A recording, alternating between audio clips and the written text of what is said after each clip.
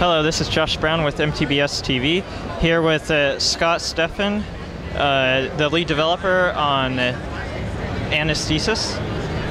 And tell us a little bit about the game. Sure. So the game is an Oculus Rift environmental storytelling game. The unique thing about it is that you have two narrative perspectives at the same time during the game. One perspective is a FEMA agent who is helping to relocate people inside of a quarantine zone, and that perspective you just get on your regular PC monitor. The other perspective is the perspective of the people who used to live inside of that apartment building. And the way you get access to that perspective is by picking up the Oculus Rift and using it almost like binoculars. So we really wanted to make a game that used the Rift more like a peripheral instead of a head-mounted display. This afforded us a really unique way to do a storytelling game. Okay, so would you classify this as more of a mystery or like more of a scary game? It's kind of a new genre you did here. We definitely set out to make more of a mystery adventure storytelling game. People find it really scary, I guess, because there's lots of abandoned apartments and there's weird noises and things. We never set out to make a horror game, but there definitely is that element in it. I think it kind of crept in there subconsciously. Right, okay. So, what is the time frame here? So you're a FEMA worker going into these apartment buildings that have been abandoned, but the event that caused them to be abandoned, is it still going on, or? So the game's timeline, when you're actually playing the game, it takes place in 2020 in Los Angeles. A super flu broke out roughly in 2016. Around 2017, a large quarantine that encompasses part of downtown Los Angeles all the way out to the west side is set up.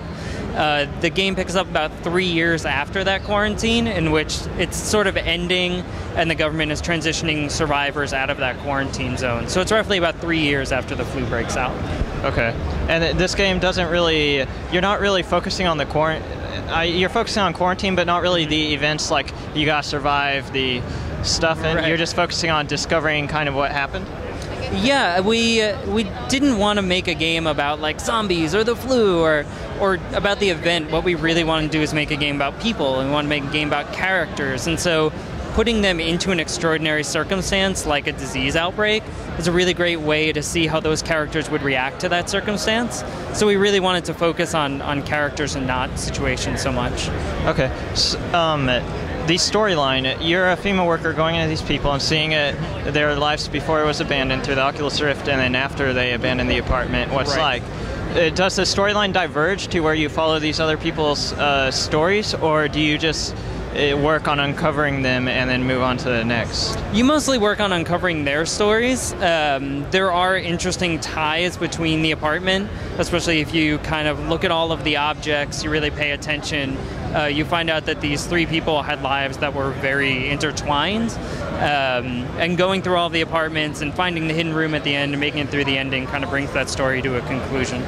That sounds like a really cool, unique idea. Is there any release date on the table? So this build is right now available on our website, anamnesisthegame.com. We are talking about going back and refleshing it out with higher quality models and more storytelling and more content. That would be available sometime next year. We're still trying to figure out how that's going to happen, but you can get it on our website right now. Is it one of those games where like you buy in for the beta and then you get the updates as they come?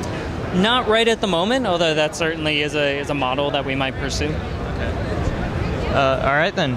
Thank you for the interview. Yeah, thank you so much.